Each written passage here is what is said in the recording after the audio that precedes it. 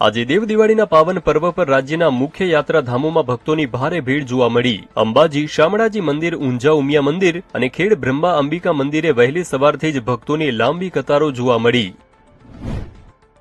વડતાલ ધામ ખાતે ચાલી રહેલા દ્વિશતાબ્દી મહોત્સવમાં 3000થી વધુ એનઆરઆઈ ભક્તો ઉમટી પડ્યા। મહોત્સવને લઈને મંદિર રંગબેરંગી રોશનીથી શણગારવામાં આવ્યું છે।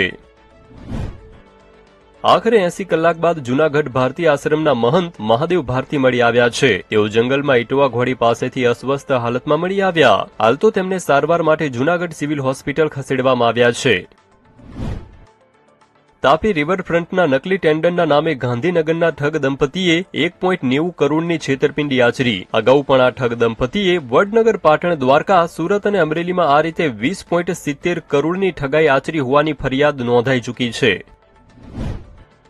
બનાસકાંઠાના ગીડાસણ ગામના વતની અને છેલ્લા 12 વર્ષથી ભારતીય સૈન્યમાં ફરજ બજાવતા જવાન જિગ્નેશ ચૌધરીની ટ્રેનમાં ચાદર માંગવા જેવી બાબતે કોચ